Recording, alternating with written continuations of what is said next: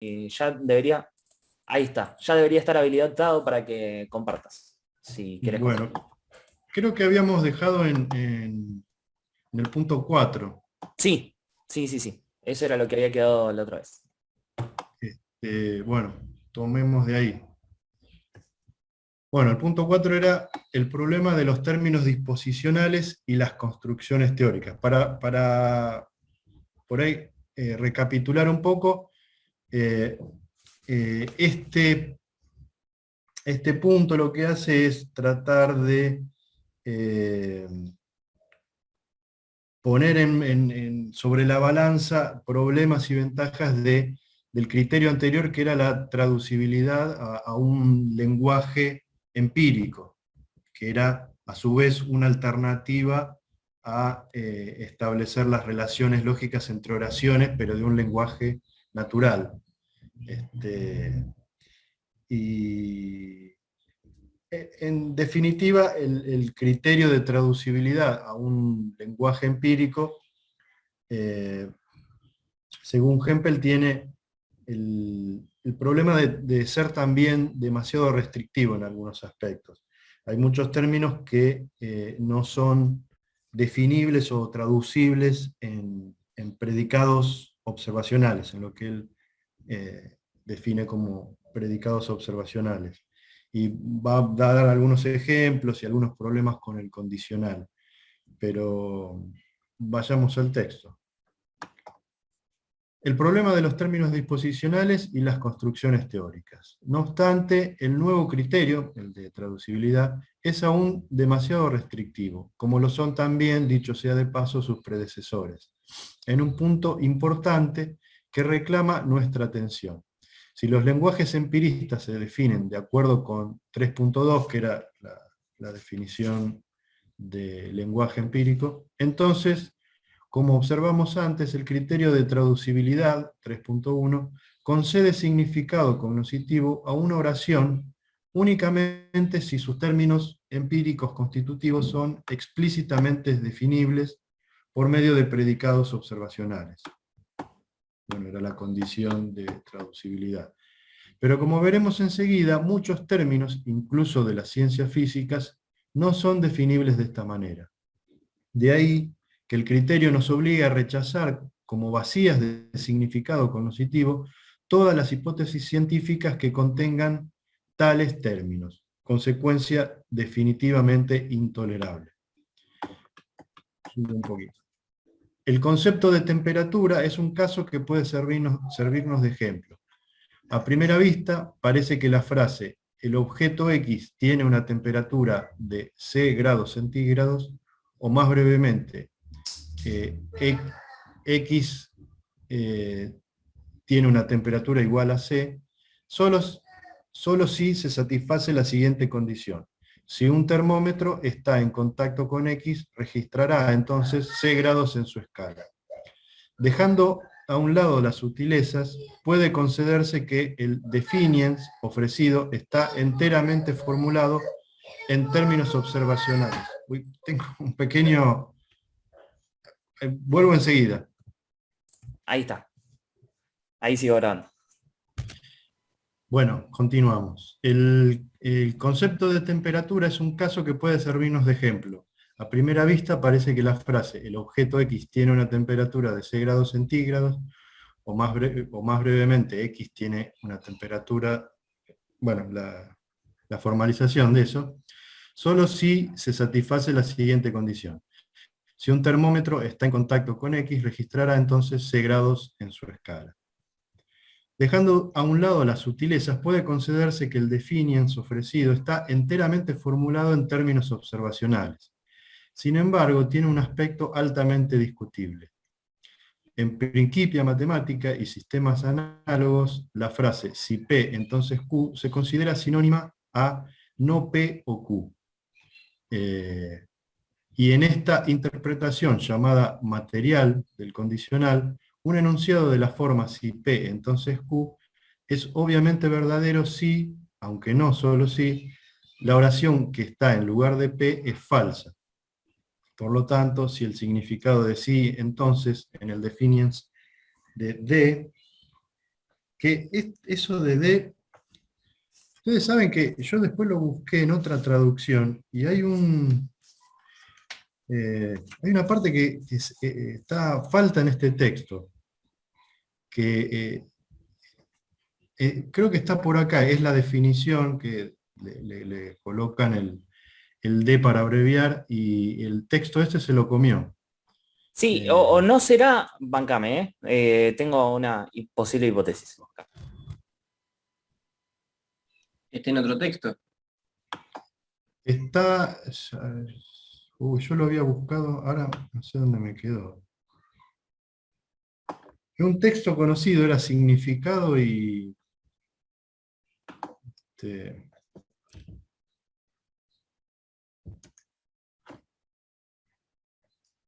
significado...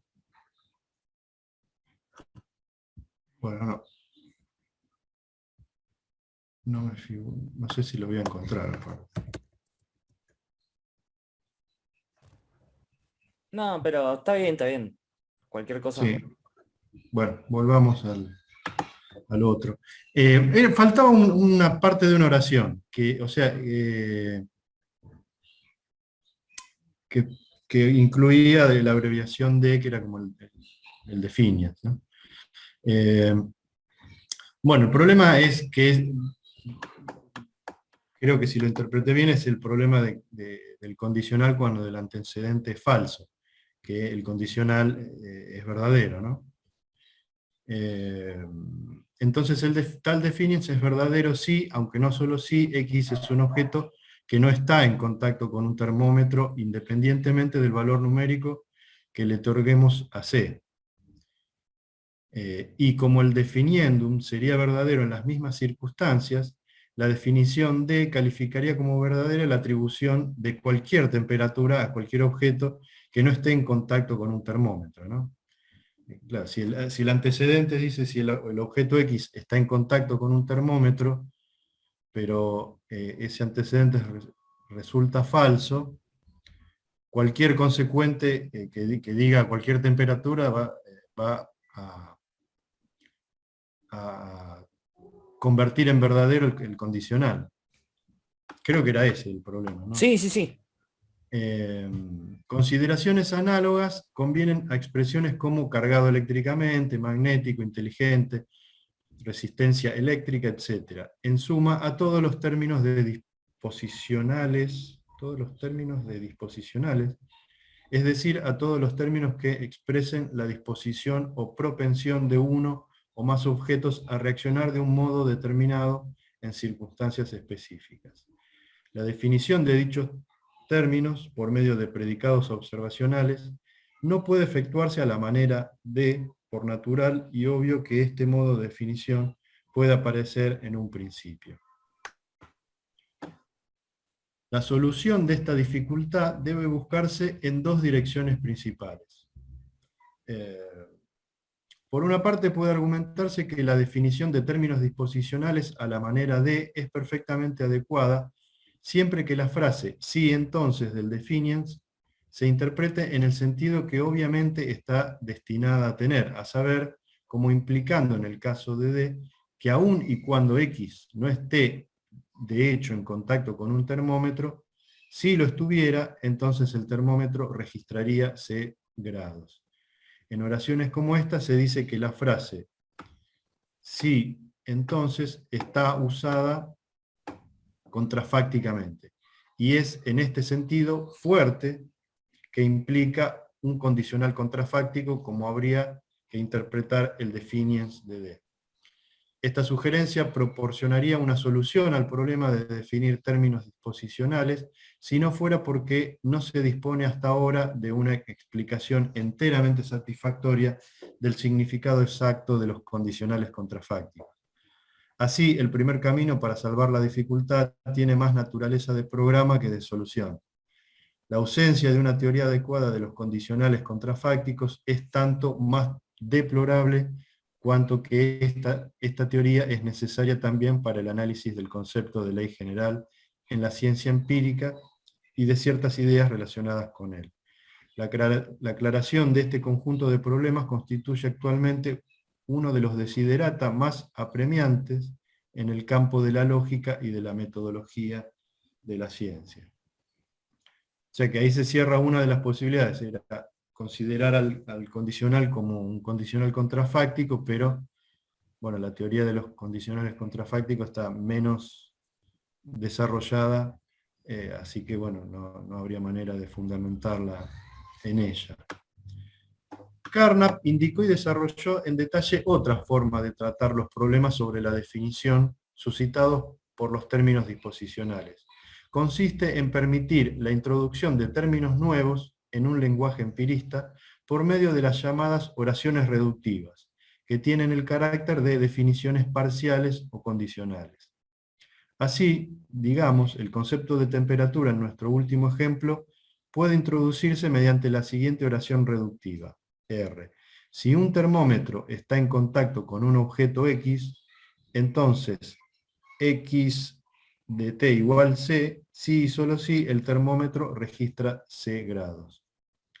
Esta regla, en la cual el condicional puede interpretarse en sentido material, especifica el significado de temperatura, es decir, de enunciados de la forma X de T igual C, solo parcialmente, a saber, en relación con aquellos objetos que están en contacto con un termómetro. Para todos los demás objetos simplemente deja sin determinar el significado de, bueno, X de T igual C. La especificación del significado de temperatura puede ampliarse después gradualmente a casos no comprendidos en R, formulando nuevas oraciones reductivas que consideran la medición de la temperatura por medios distintos a los termómetros. Este pasaje, no sé si lo terminé de entender bien. Claro, la oración reductiva lo que hace es proporcionar una definición. Él dice parcial en el sentido de que, de acuerdo a ciertos casos que nos ocupen, por ejemplo, en el que necesitemos determinar la temperatura por medio de un termómetro, definimos temperatura en relación a estar en contacto con un termómetro. En eso sería la parcialidad. O sea, uno podría decir, bueno... A ver, la primera definición que ya rechazó es la de, si yo le acercase, esto tendría 80 de temperatura, en el caso de que si yo le acercase la tendría. Ahora, si yo no se la acerco, también la tendría, solo que si se lo acercase la tendría. Eso Claro. tiene el problema de contrafáctico, ¿no? Esa, pues bueno, pero si no se lo acerco, o sea, había un problema lógico ahí. Ahora, si la definición solo se remite a cuando yo le acerco, cuando no se lo acerco, No carece la de tiene. definición. No sé qué pasa ahí. Por Está eso es bien. parcial. O si necesito tomar una temperatura con otra cosa que no sea un termómetro. También. Pero supongamos que solo se podría con termómetros. Parece como que 80 grados solo es posible cuando acerco el termómetro, pero cuando no lo acerco carece de eso, no lo puedo ni siquiera definir. Está bien, perfecto. Ahí sería parcial, perfecto. Las oraciones reductivas proporcionan... Sí, No, iba a decir solamente que muchas veces el tema de que haya, por ejemplo, varios objetos para poder tomar la temperatura y demás, se soluciona, digamos, de manera no demasiado complicada diciendo que hay un clúster o un conjunto de objetos que disyuntivamente podrían servir para poder hacer lo mismo, digamos. O sea, tal objeto, tal objeto, o tal objeto, tal objeto, ¿no? Con una disyunción incluyente. Con el cual, digamos, vos digas que podés tomar la temperatura con todos esos objetos o con algunos solamente, digamos. Eh, está bien. pero nada, digamos, es una forma, digamos, no trivial de resolverlo y que muchas veces se pone así, o sea, por eso calculo que no lo está explicando demasiado. Está bien. Sí, sí. Claro, igual terminan teniendo problemas todos. Supongo que también, como decís vos, esa debe ser... está mencionando, está haciendo la historia de las pruebas y errores, ¿no? Las oraciones reductivas proporcionan, pues, un medio para la formulación precisa de lo que usualmente se llama definiciones operacionales. Al mismo tiempo revelan que estas últimas no son definiciones en el sentido estricto de la palabra, sino más bien especificaciones parciales de significado. Las consideraciones anteriores indican que en nuestra caracterización 3.2 de los lenguajes empiristas ampliamos la estipulación a 3, admitiendo en el vocabulario de L todos aquellos términos cuyos significados puedan especificarse en los términos del vocabulario empírico básico, por medio de definiciones o de oraciones reductivas. A los lenguajes que satisfacen este criterio más amplio los llamaremos lenguajes cosa en el sentido más amplio. Está bien, o sea, claro, la formulación original era un poco restrictivo, ahora agregan esto a la caracterización del lenguaje para hacerlo más amplio e incluir los términos disposicionales, ¿no? Si se amplía de esta manera el concepto de lenguaje empirista, el criterio de traducibilidad 3.1 comprende también, como debiera, a todos los enunciados cuyos términos empíricos constitutivos comprenden construcciones empíricas conceptuales, es decir, términos que no designan observables, pero que pueden ser introducidos mediante oraciones reductivas a base de predicados observacionales.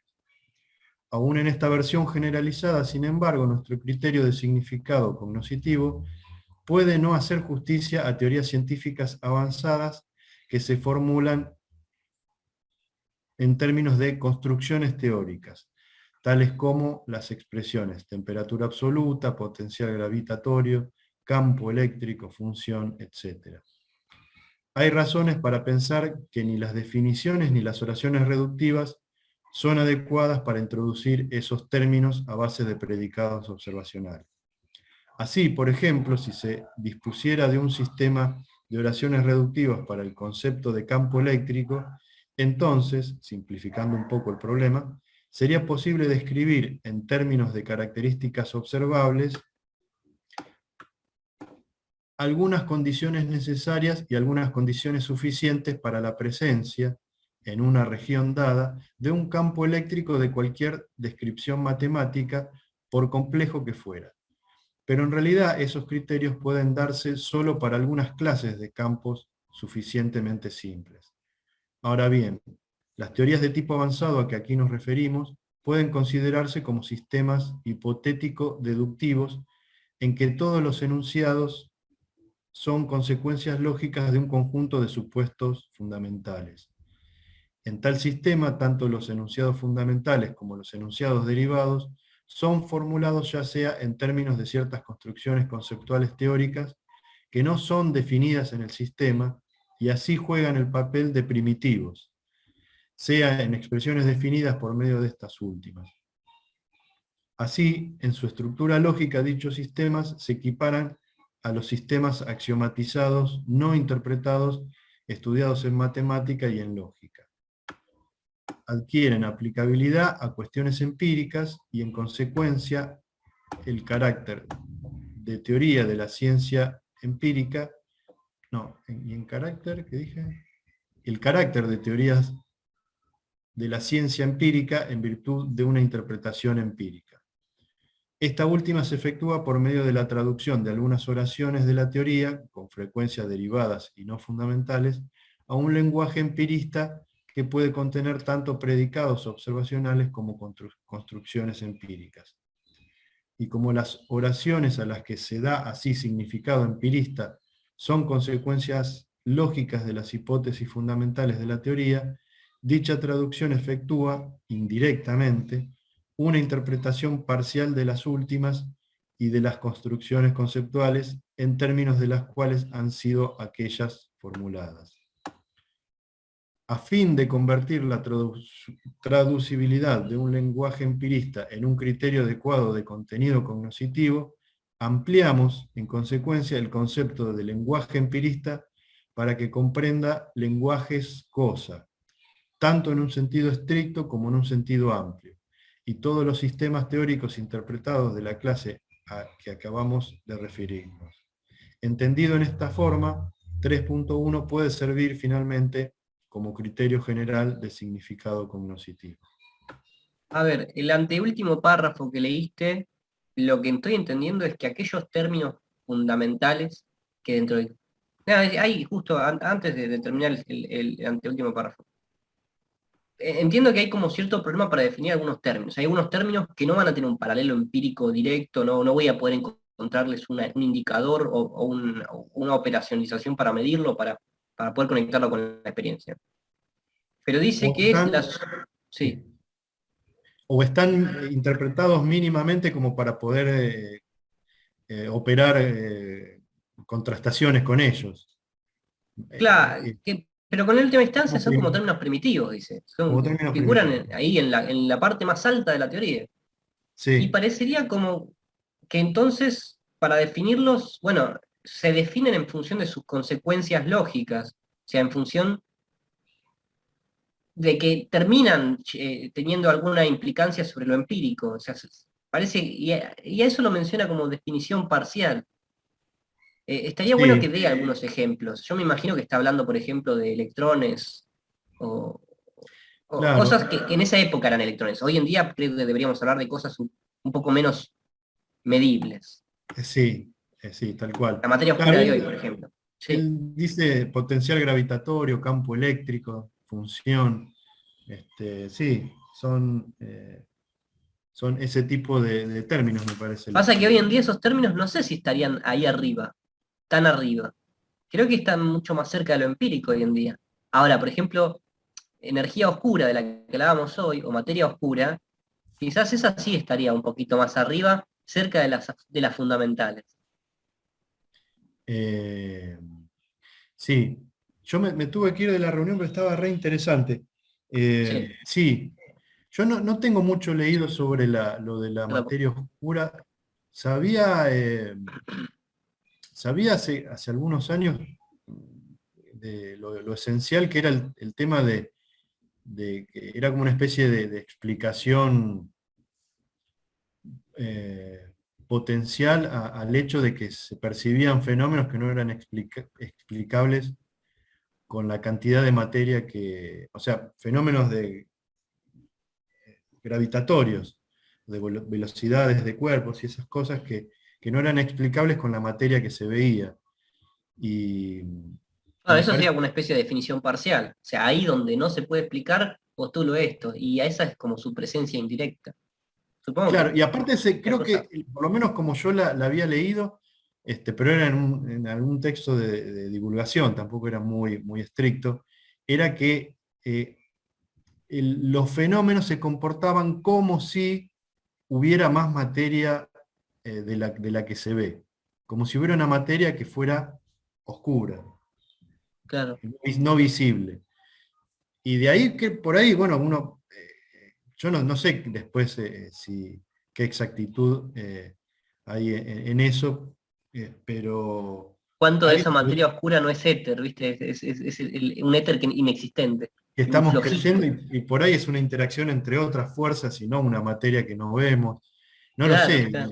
yo desconozco los desarrollos posteriores, pero originalmente yo lo había entendido así, como que decían, no hay otra forma de explicar de por qué se mueven de tal manera o por qué la luz se curva de determinada manera, si no fuera por el hecho de que hubiera una materia que no vemos y que hace que se comporte así.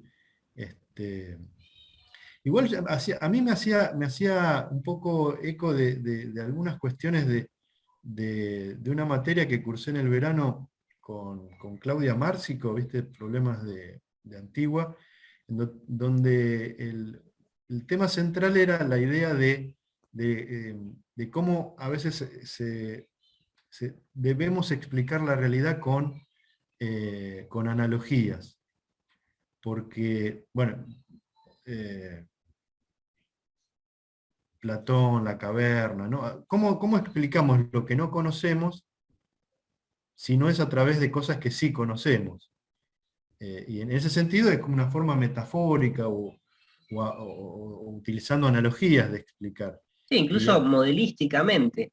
incluso Creo que hay modalísticamente. una de los diálogos de Platón donde no sé si Platón usó el concepto de modelo en griego antiguo, pero el traductor sí. Y hace Ajá. como algo entre las analogías, entre las alegorías y los modelos. como figura explicativa de algo. Ah, mira, mira qué interesante. Sí, Este, y bueno, esa idea de ¿por qué usaríamos analogías? Bueno, porque no conozco realmente qué es lo que hay, pero conozco ciertas características que parecen reales. mira, sé que la Y las materia abstraigo en una tiene... estructura que conozco. Exacto, exacto.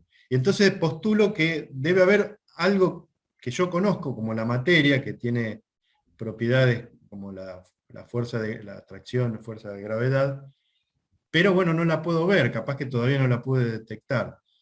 Y sería una manera de postular por analogía con algo que conozco, algo que desconozco. Es interesante esa forma. Incluso los términos mismos quizás podrían ser analizados como metáforas de otras cosas ¿no? Uno dice el electrón, el campo eléctrico, quizás son como analogías. Bueno, algunas, como decís vos, después han sido más, han podido medirse o interactuarse de maneras que ya llevan incluso a casi no dudar de que existen, ¿no? Pero bien, en el fondo es como una caja negra que yo no, no conozco su interior y voy avanzando indirectamente, ¿no? Con Bueno, metáforas y la idea analogías. de que haya moléculas en algún momento era entendido como una caja negra, como algo que se especulaba. Después cuando estuvo el microscopio o los microscopios ahora que son informáticos, bueno, Claro, ahí ya. bueno, ¿qué pasó acá? Teníamos razón, inesperado. Claro. La forma del átomo también como ese sistema planetario indica, ¿no? Un poco una cierta analogía.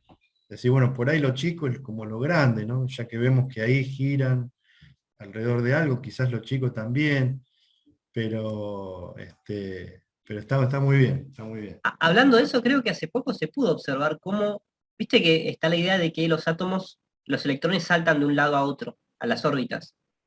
Sí. Creo que se pudo observar hace poco, creo. Ah, sí, mira. Creo que sí, no sé si es un recuerdo o un sueño, a veces me pasa eso. Bueno, Eh, claro, yo el último modelo del que tengo conocimiento es el de la nube, que es una nube de posibilidades que está en varios lugares y en varios tiempos simultáneamente, y que cuando lo medís se colapsa en un lugar, en un espacio-tiempo determinado. Pero mientras no lo midas, es como una nube de posibilidades dando vuelta alrededor o no sé si dando vueltas, por lo menos, bueno, ahí sobre un centro. Este, pero puede ser, seguramente. Eh, bueno, seguimos así, dale, dale, dale. No sé qué pasó con pasamos, Nacho. pasamos a tu artículo que va a ser más jugoso. Eh, Esto ya lo habíamos visto. El 5 era, ¿no? El punto. Sí, nos quedamos justo para empezar el siguiente apartado, sí. A ver. 5. Sobre el significado de un enunciado empírico. En efecto, el criterio a que hemos llegado califica una oración de cognoscitivamente significativa si sus componentes no lógicos se refieren a observables, sea directamente, sea de ciertas maneras específicas indirectas, como vimos en el apartado interior, oraciones reductivas, definiciones parciales, pero no dice nada acerca de cuál sea el significado de una oración cognoscitivamente significativa. Y en particular no dice ni implica que tal significado pueda ser exhaustivamente caracterizado por lo que revele la totalidad de las pruebas posibles en términos de fenómenos observables. La verdad, este es otro problema. Una cosa es que se pueda definir parcialmente o establecer el significado, pero no acerca de cuál es en particular, ¿no? Eh,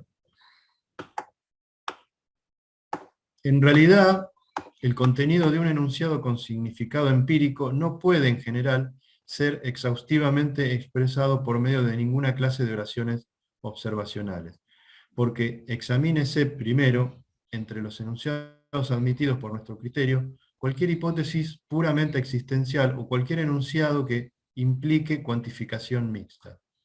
Como se ha indicado ya antes, según 2.2a, los enunciados de esta clase no implican oraciones observacionales de ninguna clase, y por lo tanto su contenido no puede ser expresado por medio de una clase de oraciones observacionales. Yo no recuerdo cuál era 2.2, pero bueno. El criterio de refutabilidad completa en principio. Una oración tiene significado empírico si y solo si su negación no es analítica y se sigue lógicamente de una clase finita y consistente de oraciones observacionales. Eso, ¿eh? Ah, 2.2a. Claro, ese criterio excluye hipótesis puramente existenciales porque su negación es un enunciado universal y bueno, de esa manera no puede ser verificado y claro, no son oraciones observacionales de ninguna clase. Y segundo, porque la mayor parte de los enunciados de forma puramente universal, ahí estaba, bueno, como todos los flamencos son rosados, implican oraciones observacionales como esta cosa es rosada, solo cuando se combinan con otras oraciones observacionales adecuadas, como esta cosa es un flamenco. Esta última observación puede ser generalizada. El uso de hipótesis empíricas para la predicción de fenómenos observables requiere prácticamente en todos los casos el uso de hipótesis empíricas subsidiarias.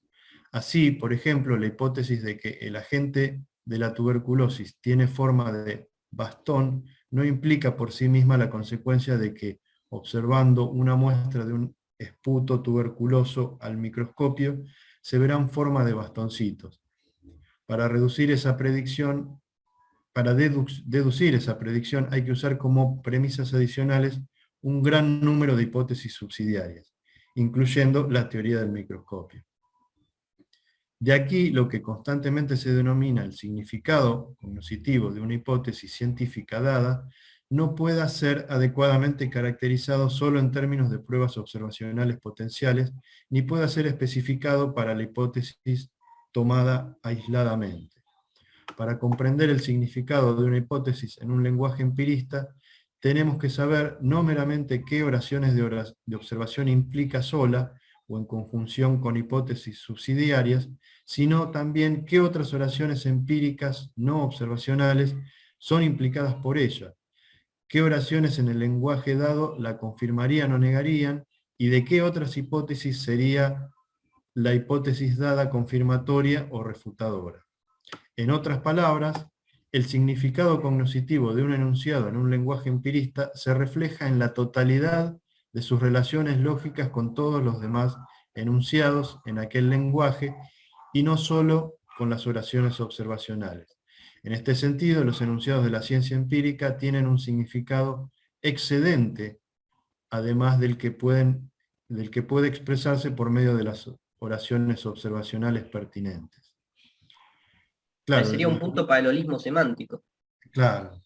O sea, no solo te condiciona la justificación o la contrastación, sino que también el significado. Incluso esto podría estar, esto podría darle la mano a Kuhn, al primer Kuhn. A ver cómo Y el sería. holismo semántico es sobre lo que se apoya Kuhn para decir esas locuras sobre la Ah, inconmensurabilidad. Sí, o sea, me parece que sí, más igualmente si queremos agarrar una versión moderada, perdón por mi ausencia recién, fue así como medio de emergencia, está bien. eh, es Quine. O sea, No, podemos sí, agarrar y holismo decir, es bueno, Quine. Quine versión soft de todo esto y listo. Es que Quine es como la versión seria de la idea esa del holismo. Quine es un señor. Precedido por Duen, por ahí, Claro, como sí, sí, vimos. sí, totalmente. Bueno, vamos al último apartado. 6. La situación lógica del criterio empirista de significado. Con frecuencia se ha preguntado qué clase de oración constituye el criterio empirista de significado. Indudablemente no es una hipótesis empírica, pero tampoco es analítica ni contradictoria. En consecuencia, cuando se le juzga en sus propios términos, ¿no carece de significado cognoscitivo? En este caso, ¿qué petición de coherencia o validez puede concedérsele? Me estoy babeando con esto. Puede pensarse en interpretar el criterio como una definición que indica lo que los empiristas entienden por una oración cognoscitivamente significativa. Entendido así, no tendría el carácter de una afirmación y no sería ni verdadero ni falso, pero esta concepción le atribuiría al criterio un cierto grado de arbitrariedad que no puede conciliarse con las acaloradas controversias a que ha dado lugar y aún menos con el hecho del que hemos expuesto varios ejemplos en este artículo, de que los cambios en su contenido específico siempre han sido determinados con el objeto de hacer del criterio un índice más adecuado de significado cognoscitivo. Y este mismo objetivo ilumina el carácter del criterio empirista de significado. Está destinado a proporcionar una aclaración y una explicación de la idea de una oración que forme una aserción inteligible. Esta idea es, así se lo admite, vaga, y la misión de la explicación filosófica es sustituirla por un concepto más preciso. En vista de esta diferencia de precisión, no podemos pedir, naturalmente, que el nuevo concepto, el explicatum, sea estrictamente sinónimo del viejo, del explicandum. ¿Cómo juzgaremos, pues, la adecuación de cualquier explicación que se proponga, expresada en algún criterio específico de significado cognoscitivo? En primer lugar, existe una clase numerosa de oraciones que en general son reconocidas como asertos inteligibles, y otra clase numerosa de la cual se niega esto de manera más o menos general. Tendremos que exigir a una explicación adecuada que tome en cuenta esas esferas del uso común, y en consecuencia, una explicación que, pongamos por caso, niegue significado cognoscitivo a las descripciones de acontecimientos pasados o a las generalizaciones expresadas en términos de observables, tiene que ser rechazada como inadecuada. Como hemos visto, este primer requisito de adecuación ha representado un papel importante en el desarrollo del criterio empirista de significado. Pero una explicación adecuada del concepto de enunciado cognoscitivamente significativo tiene que satisfacer otro requisito aún más importante. Juntamente con la explicación de otros determinados conceptos, como los de confirmación y de probabilidad, tiene que proporcionar el marco de referencia para una explicación teórica general de la estructura y fundamentos del conocimiento científico. La explicación, tal y como aquí se la entiende, no es la mera descripción de los usos consagrados de términos que se estudian. Tiene que ir más allá de las limitaciones, ambigüedades e inconsecuencias del uso común, y mostrar cómo tenemos que interpretar mejor los significados de esas palabras si queremos llegar a una teoría del conocimiento consistente y comprensible.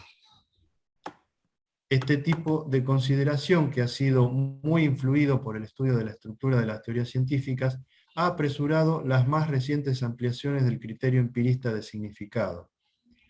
Esas ampliaciones están destinadas a incluir en el campo de la significatividad cognoscitiva varios tipos de oraciones que pueden presentarse en teorías científicas avanzadas, o que han de ser admitidas simplemente en atención a la sencillez y uniformidad sistemáticas, pero sobre cuya significatividad o ausencia de significatividad difícilmente arrojaría alguna luz el estudio de lo que significa la expresión aserción inteligible en el discurso cotidiano. En consecuencia, el criterio empirista de significado como el resultado de cualquiera otra explicación, representa una proposición lingüística que en sí misma no es ni verdadera ni falsa, pero para la cual se exige que se le reconozca adecuación en dos sentidos. Primero, en el de que la explicación proporciona un análisis razonablemente riguroso del significado comúnmente aceptado para el explicando. Y esta pretensión implica una aserción empírica. Y en segundo lugar, en el sentido de que la explicación realiza una reconstrucción racional del explicandum, es decir, que proporciona, quizás conjuntamente con otras explicaciones, un marco conceptual general que permite una reformulación y una sistematización teórica congruentes y precisas de los contextos en que se usa el explicandum. Y esta pretensión implica por lo menos una aserción de carácter lógico. Bueno, acá me perdí un poco, son oraciones medio largas. Que la definición, el criterio que se dé sobre el significado cognitivo tiene dos caras. Pero ¿qué pasa? ¿Por qué es importante esto? Porque si no tuviera una cara empírica, podría ser que uno diga, pero no tiene significado tu propio criterio de significado. Bueno, tiene una cara empírica que está en el repaso y análisis de cada uno de los criterios y en el uso práctico, en el uso que se han dado. Y tiene la otra cara, que es la cara lógica, que podríamos decir cara restrictiva o cara que tiene que ver con la reconstrucción lógica, que es así, es lógica. Esa Sí, de es más cómo, riguroso. pero además no es empírica. No es empírica, claro, exacto. Ahí está el problema. Perfecto. Aunque en la forma es una propuesta, el criterio empirista de significado está, pues, muy lejos de ser una definición arbitraria. Está sujeto a revisión si se descubriera una violación de los requisitos de adecuación o también un modo de satisfacer esos requisitos más plenamente. En realidad es de esperar que antes de mucho, algunos de los problemas pendientes que se encuentran en el análisis de la significatividad cognoscitiva se aclararán, y entonces nuestra última versión del criterio empirista de significado sea sustituida por otra más adecuada. Me encanta. Este último párrafo me encantó. Es como continuará, ¿no? Pero además es una aceptación de que quizás esté mal el criterio y que haya que plantear otro. Y está buenísimo que diga, bueno, ¿y el criterio dónde lo saqué? Y lo saqué analizando todos los usos que se dieron hasta el momento. Cada vez que usan estas expresiones, bueno, ¿cómo las usaron? ¿Y cómo quieren usarlas? Y me parece que eso está bueno, es como bastante pragmático. Sí, sí. Además aclara... Es que de hecho el criterio, o sea, la misma justificación del criterio es pragmática, ¿no? O sea, el párrafo anterior a este último, como que aparecía todo eso, ¿no? O sea, bueno, coincide con nuestro uso cotidiano, o sea, eso es básicamente lo que dice el primer criterio de adecuación, y además es una reconstrucción racional del marco conceptual general que justamente nos permite hacer ciertas cosas con la sistematización teórica. O sea, podemos sistematizar teóricamente usando este criterio, pero al mismo tiempo se adecúa al uso cotidiano con el cual nosotros solemos aceptar explicandums. Entonces, nada, en ese sentido es súper pragmático, digamos, o está justificado súper pragmáticamente el criterio. Está bien. O sea... Tiene una cosa interesante en la nota, arriba. La última nota. Anterior, ahí. Nuestro criterio califica como significativos a ciertos enunciados que contienen, digamos, miles de cuantificadores existenciales universales, aunque tales oraciones no puedan ocurrir nunca en el discurso cotidiano, y quizás ni siquiera en el científico, porque en realidad, desde un punto de vista sistemático, sería arbitrario e injustificable limitar la clase de enunciados significativos a los que contienen no más que cierto número fijo de cuantificadores. Me parecía interesante que ese criterio incluye los existenciales universales, pero me parece que nos estaría faltando algo. Bueno. Sí. Después hay las observaciones, por ahí, no sé si largas, no son muy largas, bueno, sí, más o menos, pero hay algunas partes que me parece que 8 años después, él tiene, bueno, lo leemos, si no, lo hacemos rápido por ahí. Si hubiese de escribir una versión revisada de este artículo, calificaría las objeciones 2.1b y 2.2b contra la verificabilidad o la refutabilidad completas como criterios de significatividad empírica.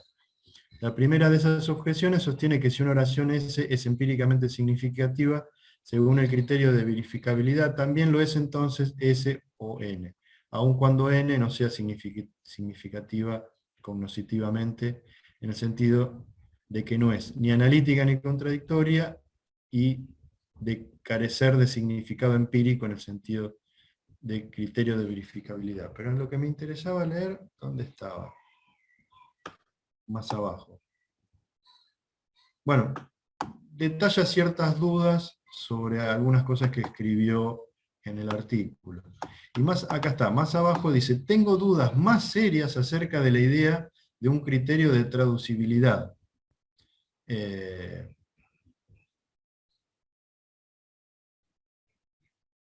Acá empezó, mira. Como conclusión dice, los argumentos restantes mencionados en la sección 2 de mi artículo me parecen plenamente suficientes, sin embargo, para descartar tanto la verificabilidad completa como la refutabilidad completa como criterios de significado cognoscitivo. Tengo dudas más serias acerca de la idea de un criterio de traducibilidad de la clase que se propone en las secciones 3 y 4 de este artículo, porque la noción de traducibilidad que se necesita en este contexto no es de ningún modo totalmente clara y el intento de explicarla haya considerables dificultades.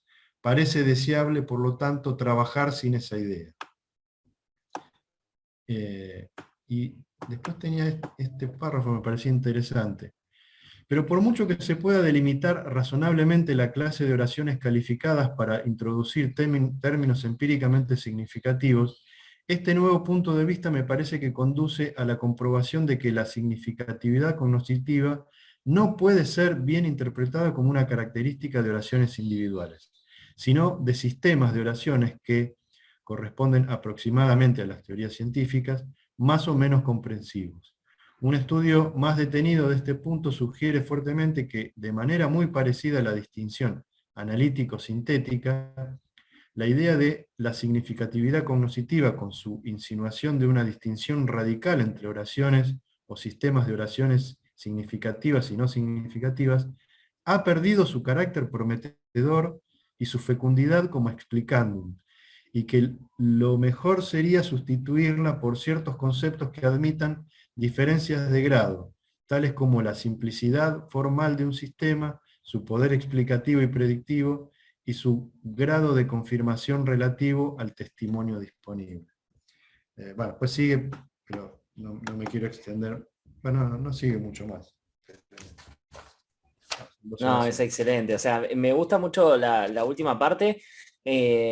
O sea, yo sé que de todas maneras, o sea, no hay que agarrar y decir, bueno, está bien, lo tomamos en conjunto a Quine, pero fíjense que cuando discute Quine en Dos dogmas del empirismo y aparece la cuestión de la discusión de qué es analítico y sintético, acá, esto es Quine. O sea, es claramente agarrar y decir, bueno, tomamos ese mismo tipo de ideas, digamos, el mismo espíritu de la idea de fondo y decimos que posiblemente sea lo mismo lo que está sucediendo con las oraciones significativas y no significativas, ¿no? Y al Y mismo el tiempo problema de aparece la cuestión de los valores epistémicos que después va a ser central para Kuhn. O sea, esto es como... Claro. Kuhn parece una cuestión de espíritu de época después de haber leído esto. O sea, simplemente decir, bueno, yo leí lo más reciente y lo dije todo junto. O sea, Y aparte estamos en el 58, que la estructura se publica 2 años después, creo. Ya estamos en esa época, ¿no? Pero es también verdad, sí, sí. está contenido el problema de la traducibilidad, que es un problema que Quine da en Dos dogmas, cuando trata sobre el problema de los enunciados analíticos. sí, sí, sí, totalmente, totalmente. O sea, de hecho lo trata, digamos, dentro del problema de la distinción analítico-sintético. Sí, sí, totalmente. Sí.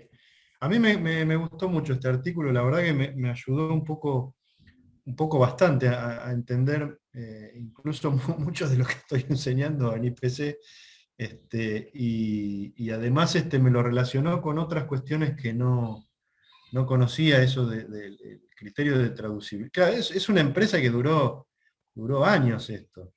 Bueno, ahora ya en el 58 escribe un poco, un poco resignado él, pero llevó su esfuerzo de varios años esto. Y bueno, pensar distintos autores, ¿no? Discusiones, que ha tenido sus altos y bajos. Así que bueno, en definitiva, no solo me encantó cómo escribe él y cómo va hilvanando las ideas y cómo las articula, sino también el contenido me resultó revelador. Así que con respecto a lo que a mí me toca, estaría terminada. Excelente, excelente. Cuando vuelva a ver un Hempel, diría que te toque a vos, si es que te gustó la escritura. Está bien, lo podemos compartir, no. Ah, bueno. Bueno, ¿quieren que arranque Sí, con el sí, al mío? menos con una partecita, o sea, porque obviamente vamos a estar más tiempo, pero...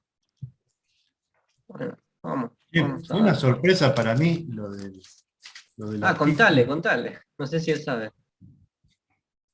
Nacho, vos sabés que viste que mandó Juan el jueves o el miércoles, mandaste Sí. el...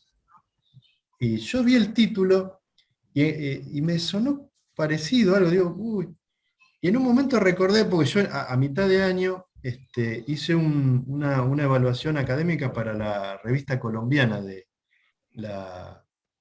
Filosofía de la Ciencia. Ah, Y bien. digo, a ver si capaz que si ese es el de juez, capaz que se lo evalué yo. Y estaba manejando, estaba laburando por la calle, y medio que íbamos intercambiando algunos mensajes. Cuando llegué, miré, era ese. Por Yo, suerte lo yo lo evaluó mandé. antes de que se dé cuenta que era mío. No, si no No, me bueno, hubiera pero excusado. justamente. Claro, no, si no me hubiera excusado. Pero creo que fue por julio, por ahí. Yo mandé el Perdón, archivo. hago que dejen de compartir los dos, así, Ah, ahí está. Ahora ahí sí, está. compartí vos, Juan. Perdón. Pero entonces lo evaluaste vos, Andrés. Sí, yo de hecho después lo estaba cotejando, no miré, no sé si le hiciste algún otro cambio después, No pero, recuerdo, no recuerdo. pero me extrañaba igual Creo que que en un no te... momento me sugirieron algunas cosas, como que algunas partes estaría bueno dividirlas un poquito más, pero no recuerdo. Bueno, yo igual lo tengo acá, lo que yo mandé y lo Bueno, a medida comentamos. que vayamos avanzando, Dale, sí. atacá, por favor. ¿Sí? Pero Bueno, me pareció excelente, a mí me gustó, y de hecho, lo que te decía yo, viste que tenés que, te piden que hagas ¿cómo es que te piden? Pero te mandan un archivo, viste, todo esto. sí, Y mira, ¿ves? De hecho, no sé si se llega a ver. se ve chiquitito, no se puede leer, pero a ver, Evaluación total. Y yo recomendé sí, publicarse con cambios menores. qué lindo. Bueno, ahora Pero me decís cuáles son. dale, pero me resulta extraño que no te hayan contestado ya hace tantos meses. Me mandaron algunos mensajes, pero nada, no. Ah, ¿y vos lo mandaste así como lo mandaste de la nada a la revista? Lo mandé el año pasado por sugerencia de Bruno, me parece, porque es la misma revista donde escribió Azar. Comenté que era un artículo que era en diálogo con el artículo que ellos tenían de Azar. Me respondieron varias veces, si quieren después les muestro los mails, los intercambios. Lo último que Genial. pasó fue que me pidieron una carta de ceder los derechos del trabajo para poder publicarlo Ah, y, bueno. y no sé qué. Pero que todavía no sabían si se iba a poder publicar, porque estaban esperando los comentarios del editor. Ah, bueno, sí, pero del editor sí, depende de eso, depende bastante de la edición en la que vaya a salir. Entonces, si tenía algún número especial en el medio, tiene lógica que se haya trazado. Me dijeron que si sale el año que viene. Claro. Bueno, está bien. Bueno, les pido que por favor sean muy salvajes, No, muy está bien. O sea, carniceros. perdón, si vos lo mandaste ahí y teniendo en cuenta que tiene que ver con el debate realismo antirrealismo, entonces yo lo voy a mandar ahí, digo, o sea, en última instancia está indexado en los mismos lugares donde me recomendó Nelly. Sí, este me lo recomendó Bruno, y Bruno la tiene súper clara. Habla con Bruno. Sí, sí, es que de hecho, sí, Bruno me Y dijo él como, me dice, vos fue mandá, me editor dice, vos de... mandá a todos lados, o sea, no, no me recomendó mucho, pero porque me dice que publique en todos lados, entonces, como, Yo publiqué gracias a él, porque claro. Él fue editor del de, el número ay, especial, Leyes. claro. Y de hecho yo tengo que agradecer bastante al que me evaluó a mí, que se ve que era alguien capo, no, no, no como mi caso con Juan, pero me tocó alguien muy grosso y me ayudó un montón en mejorar el artículo. Un montón de indicaciones muy, muy precisas, que la verdad que está bueno, es un aprendizaje muy, muy interesante, el de ese el doble ciego, no sé cómo se llama.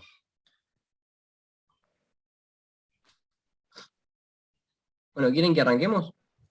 Dale, sí, mandale nomás. Todo Bueno, tuyo. a medida que ustedes me digan cosas, yo las voy a ir marcando, si es que este archivo me lo permite, si no, no las voy a marcar nada. A ver, ¿por qué no me estaría permitiendo marcar nada? Bueno, no importa. Después lo vemos. Leo. Resumen en idioma original. Uno de los argumentos que se han pronunciado en favor del realismo científico es el argumento del no milagro. En este artículo nos propondremos analizar su fuerza, haciendo una revisión minuciosa de sus elementos y la conexión entre estos.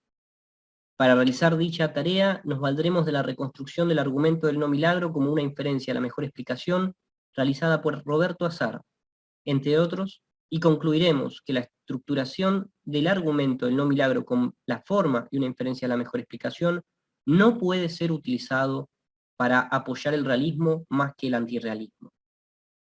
Bien, todavía no hay argumento, así que nada, pero cualquier cosa, si hay algo que no se entiende, porque escribí mal o lo que sea, me dicen, o si hay algo que les parece que está mal, ataquen también. Introducción. Hoy en día la discusión acerca de la verdad o verosimilitud de nuestras afirmaciones acerca del conocimiento fáctico podemos encontrarla en el marco de la filosofía de la ciencia. La cuestión aquí es, ¿las entidades postuladas por nuestras mejores teorías científicas son reales? A este respecto se ha separado entre términos que refieren a entidades observables y términos que refieren a entidades no observables que llamaremos teóricos. En el primer grupo podemos hablar de entidades tales como piedras, muebles, perros, árboles, etc. Objetos fácilmente perceptibles, tangibles, visibles, cuya existencia nadie desde el sentido común pondría en duda. Tendría que hablar no solo de objetos, también debería afirmar relaciones y procesos, pero bueno, ya está.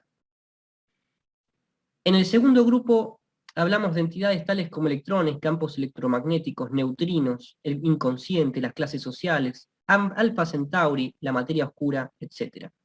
Objetos cuya observación o medición requiere un compromiso fuerte con teorías e instrumentos. Son estas últimas las que se encuentran en el foco de la discusión, tocando temas de carácter semántico, ontológico y epistémico. ¿Tienen valor de verdad las afirmaciones que contienen términos teóricos? ¿Son reales las entidades referidas por estos términos? ¿Podemos saber si nuestros términos teóricos refieren exitosamente a esas entidades? Las posturas aquí son variadas. A grosso modo dividiremos entre los que por un lado afirman que las entidades postuladas por nuestras mejores teorías actuales existen, nivel ontológico, podemos conocerlas, nivel epistemológico, y por lo tanto afirman que nuestras mejores teorías son verdaderas, o al menos aproximadamente verdaderas, nivel semántico. Y por otro, están los que niegan que estas preguntas se puedan responder en todos o algunos de esos niveles, y o bien suponen que los enunciados teóricos no refieren a nada y por lo tanto carecen de valor de verdad, ya que son meros instrumentos de cálculo para inferir enunciados observacionales a partir de otros enunciados observacionales, o bien suponen que los enunciados teóricos tienen valor de verdad, pero no hay buenos motivos para comprometerse con este. La postura de los primeros la denominaremos realismo científico, a los segundos del primer tipo los llamaremos instrumentalistas, a los del segundo tipo podríamos llamarlos antirrealistas agnósticos, hablando metafóricamente. Acá yo había hecho un comentario,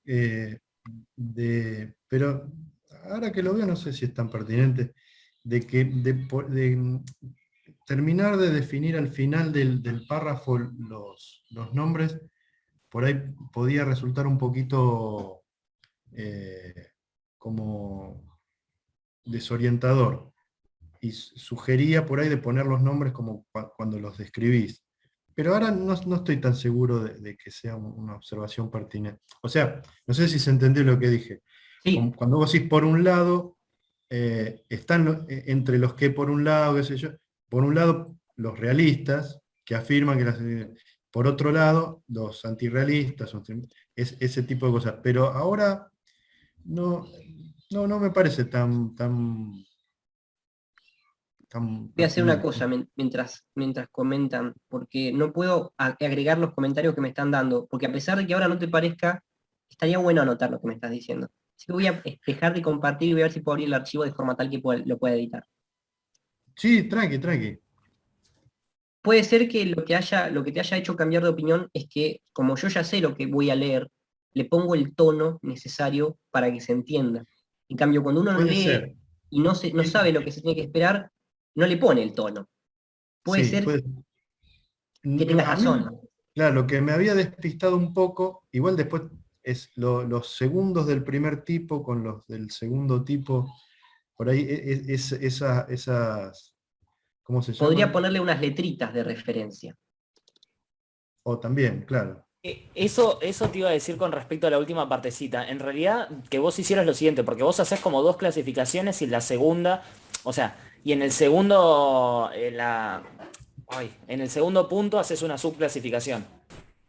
O Sí, sea, para el antirrealismo haces una subclasificación. Entonces yo le pondría 1, 2A y 2B. O sea, según el caso, como para poder tratar de identificar justamente cuáles son esos, digamos, las posturas que a vos te interesa diferenciar y que al sí, mismo. sí. Me parece un muy buen comentario. Sí, sí, sí. Bueno, lo anoto, cosa de que si me lo rechazan en el futuro, lo editemos y mejore. Para apoyar tanto el realismo como el antirrealismo, hay argumentos filosóficamente interesantes. Aquí haremos mención tangencialmente del argumento antirrealista de la subdeterminación de las teorías por los datos, el argumento antirrealista de la meta-inducción pesimista, y principalmente analizaremos un argumento que se adjudica en favor del realismo, el argumento del no milagro, estructurado como una inferencia a la mejor explicación.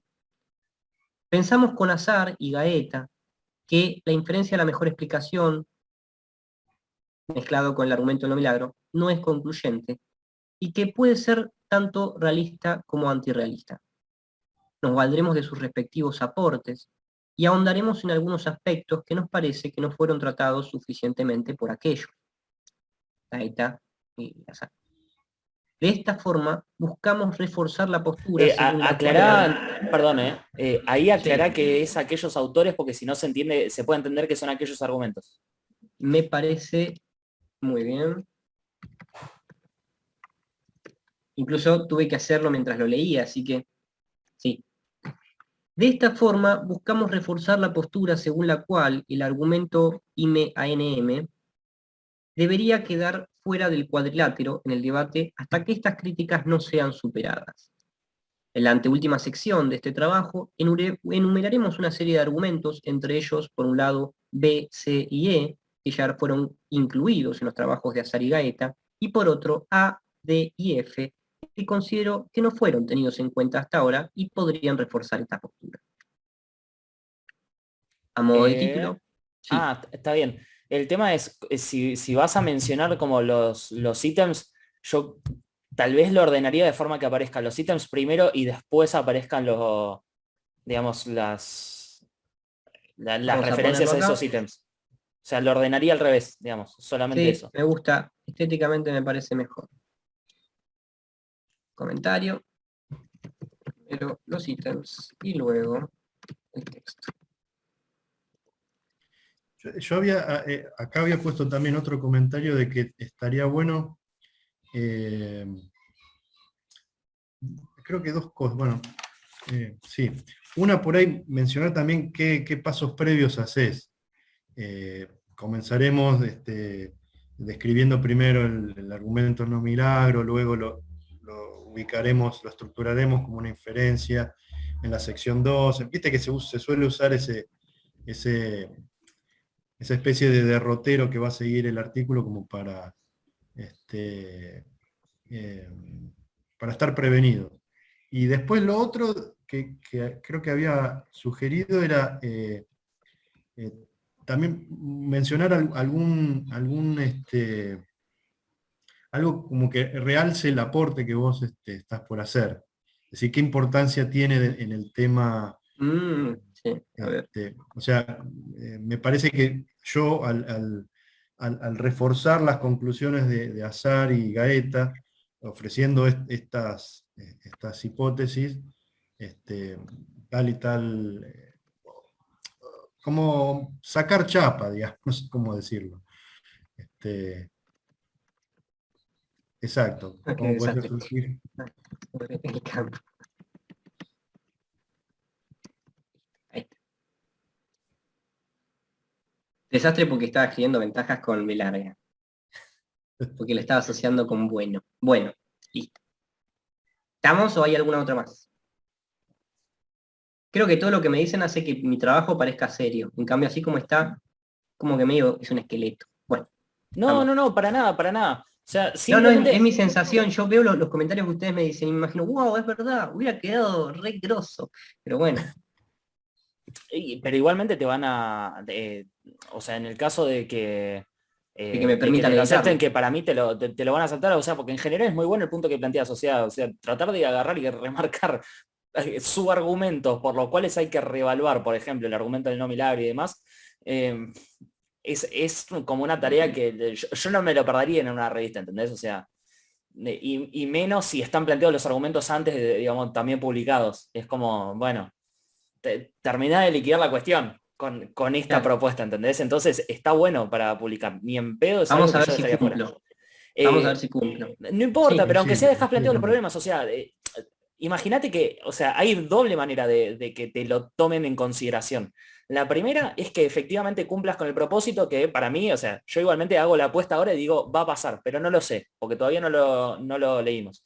Pero la segunda cuestión es que vos con que ya queden los problemas que vos querés instalados, eso es algo adicional que otra persona que no lo hizo. Entonces, aunque no resuelvas esos problemas, ya está. O sea, yo te lo publicaría igual aunque no lo resuelva satisfactoriamente desde mi punto de vista. ¿Se entiende? O sea, si yo Y, estuviera editando. además, yo que lo leí, te agrego que o sea, tener algo que consista en un aporte, decir, che, mira, agarró esto y lo puso acá, eso es algo que es valioso, digo, me parece que más allá de la estructura y de las cosas que se puedan mejorar en la redacción o en la estructura del trabajo, es algo que está bueno. Hay algunos trabajos que vos los lees y no combinan nada, digamos. Bueno, después me decís en qué sentido estoy combinando cosas. Eh, eh, ¿Quieren que continuemos? ¿Cómo están con el tiempo ustedes? Yo no. Yo tengo unos 20 minutitos más. Después Bueno, tengo que partir.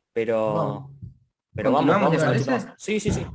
Bueno, el argumento A modo de título, son las hipótesis postuladas no son explicaciones por sí mismas. El argumento no milagro, ¿no? B, el lote de explicaciones está incompleto. La famosa de Van Frase. C, la selección parte de hipótesis indiscernibles por los datos. Es el argumento de Quine. D, confusión entre nuestras convicciones y lo que es racionalmente aceptable. O sea, ahí le estamos metiendo un poquito de Popper. E, falacia de la frecuencia de base en la inferencia. Este sería Laudan con la metainducción pesimista. F, el problema de la ambigüedad en las explicaciones estadístico-inductivas. Este sería Hempel. Bueno, el argumento del no milagro. El argumento del no milagro es uno de los principales argumentos utilizados por los realistas para defender su postura. Planteado en su momento por Putnam y defendido por Borges, Psilos y Lipton, entre otros, puede resumirse de la siguiente manera. El éxito que se le atribuye a nuestras mejores teorías actuales, reflejado en sus capacidades predictivas y explicativas, no puede ser consecuencia del mero azar o de un milagro. Por lo tanto, los términos postulados por ellas refieren exitosamente, y los enunciados que las componen deben ser verdaderos o al menos aproximadamente verdaderos. ¿Quieren que lea la cita? Sí, sí.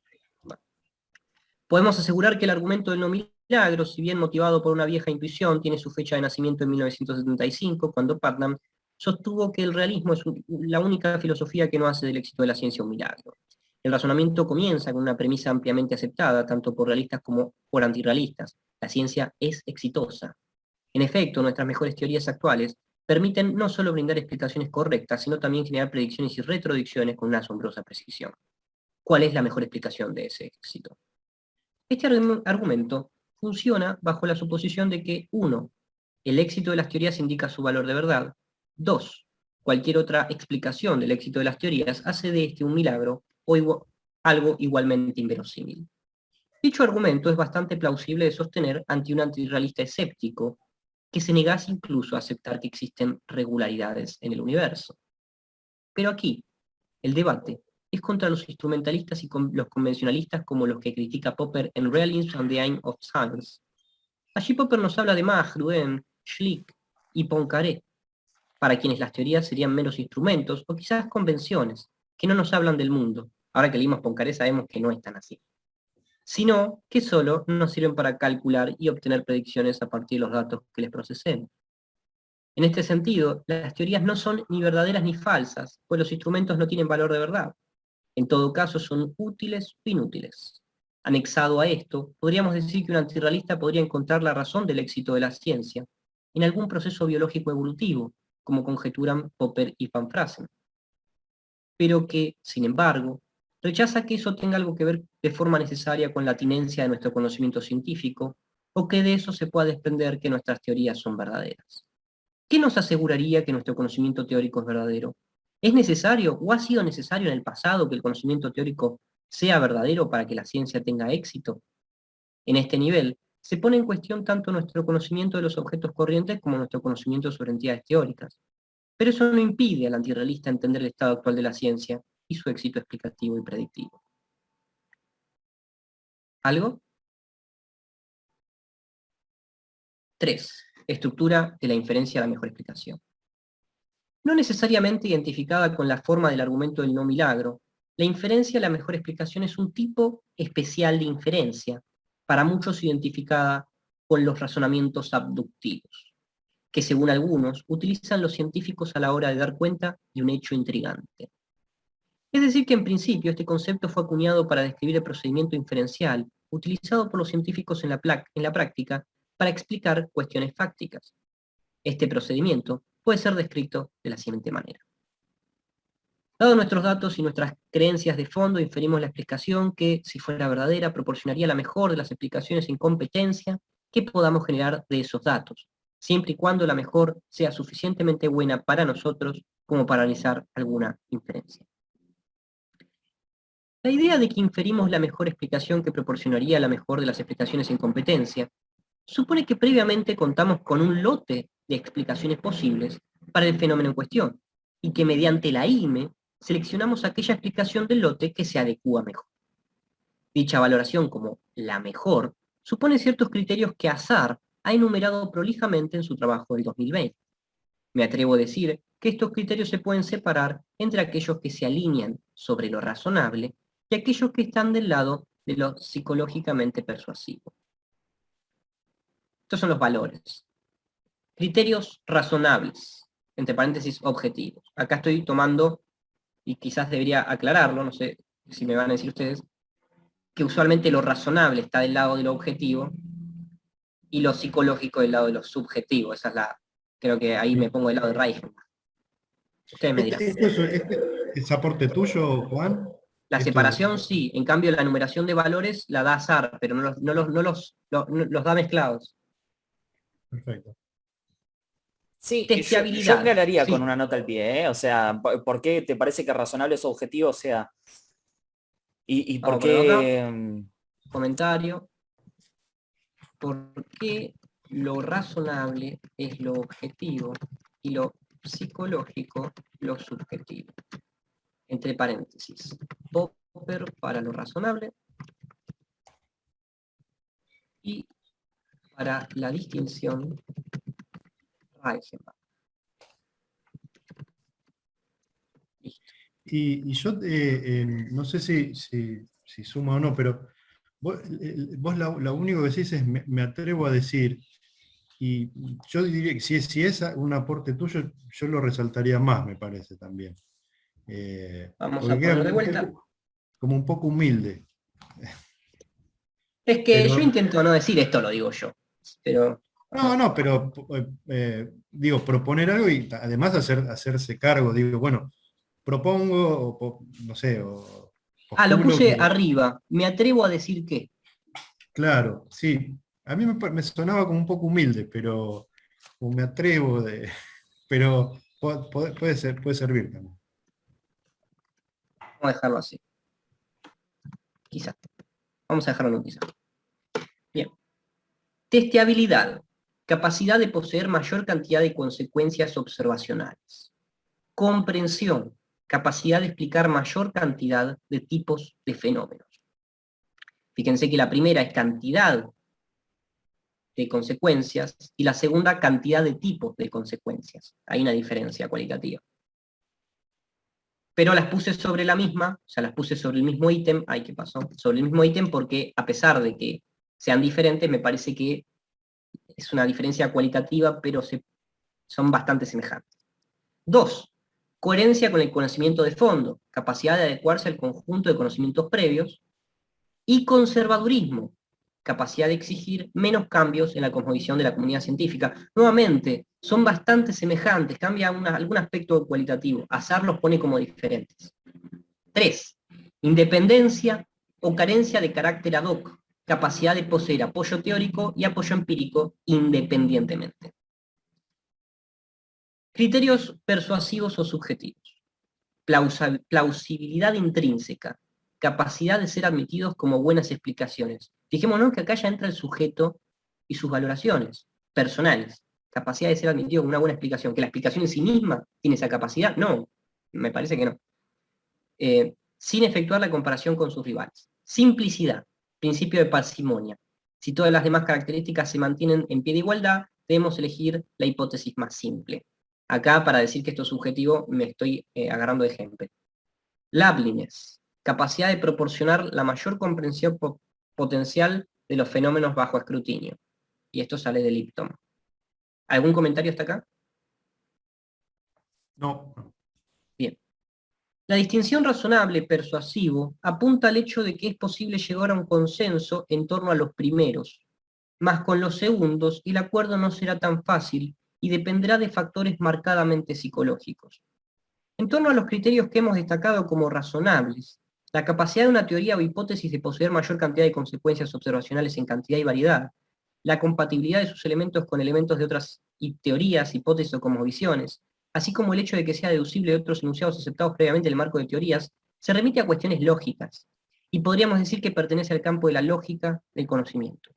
Si bien es posible encontrarle intersticios subjetivos al asunto, o dependientes de cuestiones relativas al estado del conocimiento de la comunidad científica al momento de la evaluación teórica, podemos hablar de un tablero de juego común con reglas comunes donde prima la intersubjetividad a la hora de debatir, donde no hay dependencia de valoraciones personales significativas o juicios de valor apreciativos. Por otro lado, los criterios demarcados como persuasivos son relativos al sujeto y sus valoraciones personales. El criterio de que una teoría o hipótesis sea admitida como una buena explicación, la sensación de que una hipótesis proporciona una mayor comprensión, o la creencia en torno a su carácter simple o complicado, es algo plenamente dependiente de las consideraciones del sujeto. ¿A qué priman los fenómenos psicológicos, lejos de caer sobre lo que podríamos llamar lógica del conocimiento?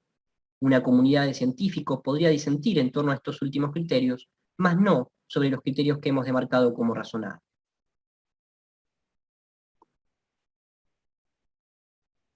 Volviendo a la inferencia a la mejor explicación, junto con sus criterios valorativos, permítanme ilustrarlo con un ejemplo algo tonto y caricaturesco para ver cómo funciona desde lo cotidiano. Este es un experimento mental, que de hecho a mí me pasó cuando era chico. Imaginemos que estamos cocinando arroz en una olla y cada tanto lo revolvemos con una cuchara. Especulamos que internamente la cuchara está hecha de metal debido a su firmeza y a la continuidad visible entre el mango de plástico con el metal. De repente suena el teléfono y nos vamos a atender la llamada lejos de la cocina y nos olvidamos la cuchara apoyada en la olla. Al teléfono hablamos con un conocido sobre la película Matrix que vimos la noche anterior. En esa conversación charlamos sobre el niño que dobla con su mente una cuchara. Al volver tomamos la cuchara para revolver y de repente, sorpresa, la cuchara se dobla. Inmediatamente nos encontramos ante un hecho intrigante. Explicación A. Algún relato basado en Matrix donde la realidad en la que creemos vivir es una simulación y las leyes de la física pueden ser violadas completamente. Explicación B. El mango de la cuchara está hecho todo de plástico y con el calor de la olla se dilató, cuestión compatible con nuestros conocimientos de fondo, aunque incompatible con nuestras especulaciones previas sobre el mango de la cuchara. Esta última explicación, la B, termina siendo la que porta más lábiles, pues sentimos que nos proporciona mayor comprensión del fenómeno, a su vez es compatible con la mayoría de nuestros conocimientos de fondo. Es la que menos nos obliga a modificar nuestros compromisos pasados, además de que los elementos que la componen ya han sido testeados, y por lo tanto creemos que son testeables, etc. Por lo tanto, inferimos que la explicación B es verdadera. Hemos realizado una IME. A partir de los elementos que distingue Roberto Azar para este tipo de inferencia basado en la teorización que hace Peter Lipton sobre la IME, podemos distinguir la siguiente estructura. Es decir, acá vamos a ver cómo se estructura la IME. Premisa 1, enunciado que describe el evento intrigante a explicar. Esto es algo fáctico, sino algo metateórico, algo fáctico.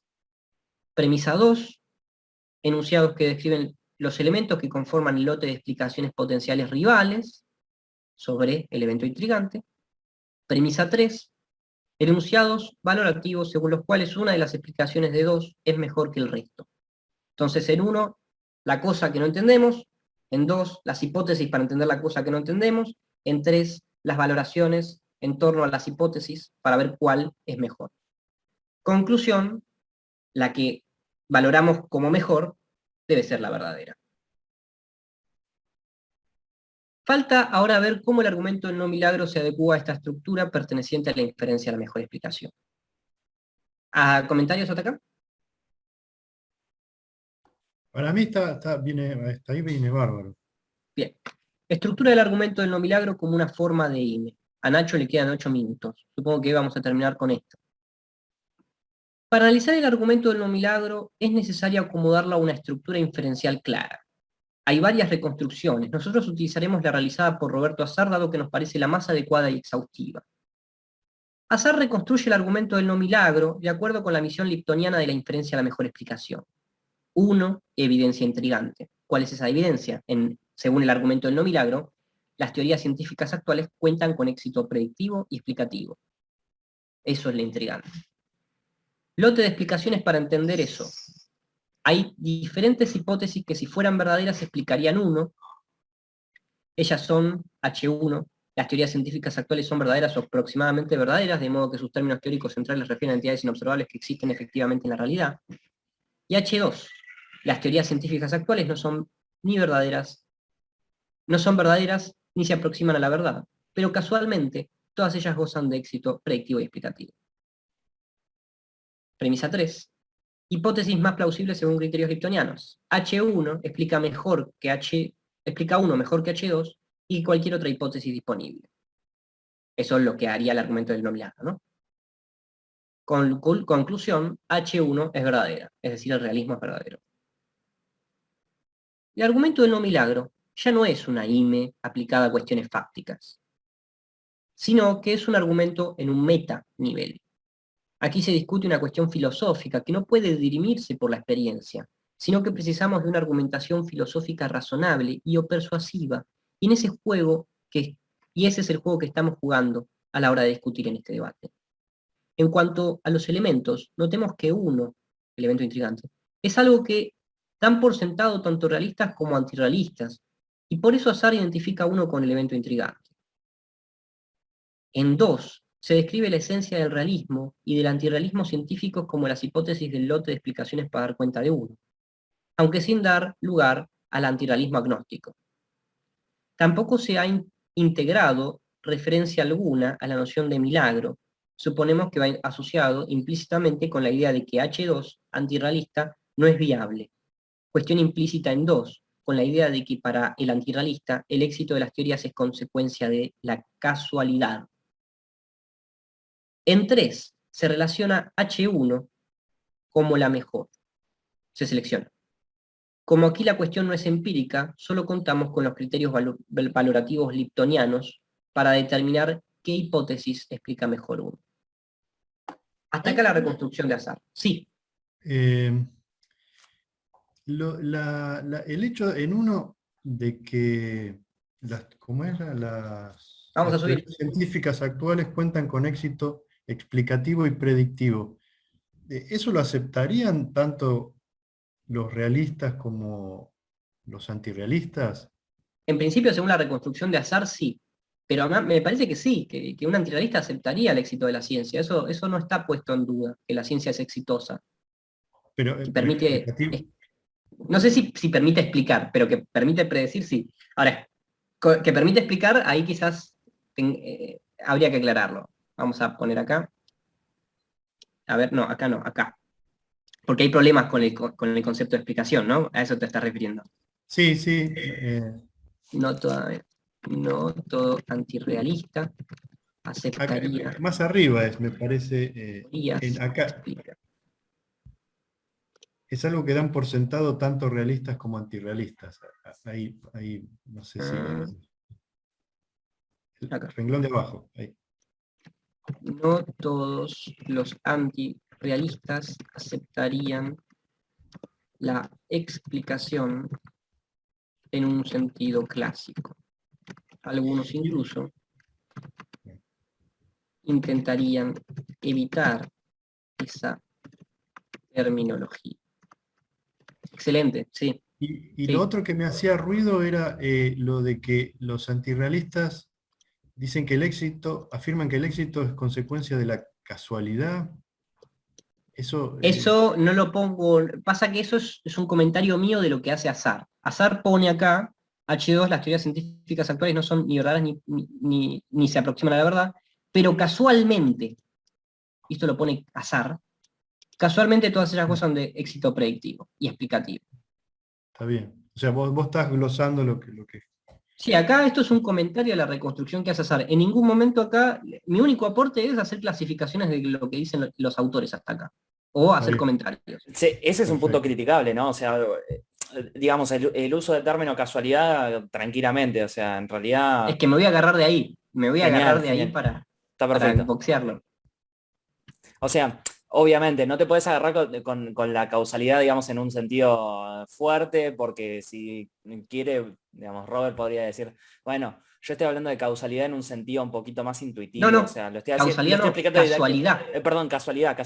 Estoy tanto con el tema de la causalidad que estaba charlando el otro día con vos. Que, bueno, casualidad. Me agarro de la palabra casualidad en un sentido didáctico, no estoy hablando. Podría decir eso, pero digamos, de las dos maneras, en las dos variantes de la palabra casualidad, hay cosas para poder decir. Entonces está Es buenísimo que que lo el tomes. argumento del no milagro precisa decir eso del antirrealista, porque si no, no lo puede desacreditar al antirrealista. ¿Cómo Sí, lo Está bien. desacreditaría? Está bien. no, es que, o sea, estoy de Después vos acuerdo. vas a criticar Pero después que eso es... justamente, claro. Sí, ahora se entiende para dónde disparas. Perfecto. Ya se van viendo cómo va a ir cargando el arma.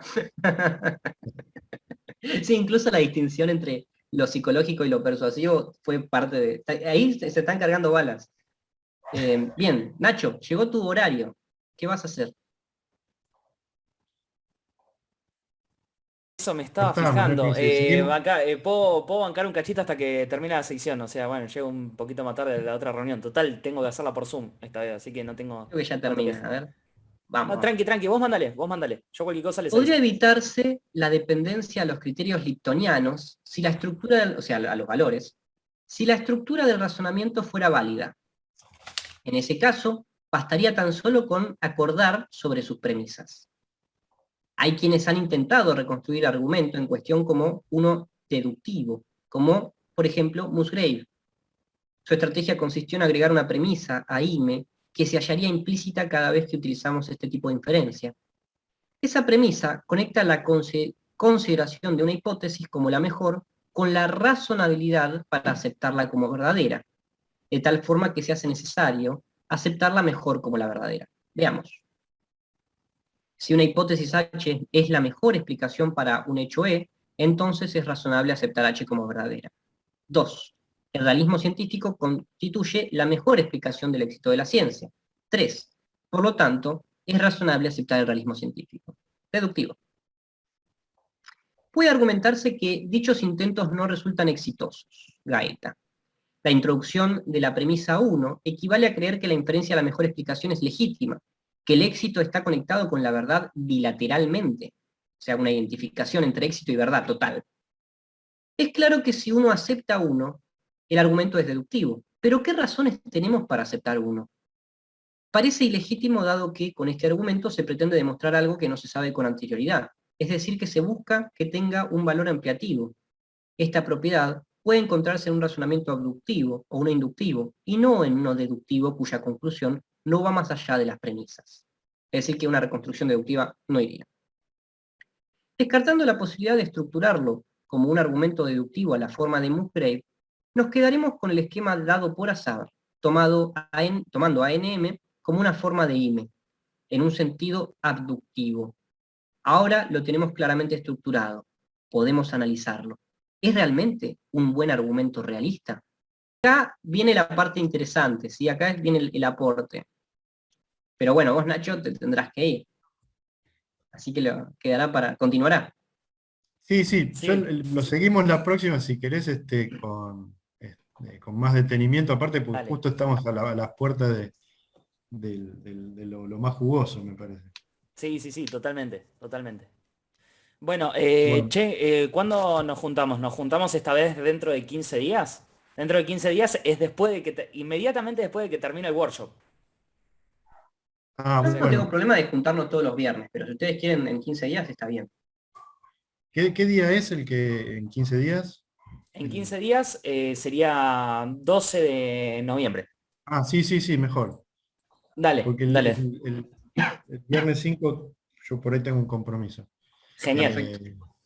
Bueno, bueno, nos vemos, igual nos vamos a estar viendo por ahí, probablemente. Sí, sí, sí, nos vamos a ver antes seguro. O sea, y de hecho, bueno, el workshop, yo voy a estar, yo voy a estar todo el tiempo. O sea que dependiendo, o sea, no importa si pasan un rato, pasan todo, voy a estar yo. Así que.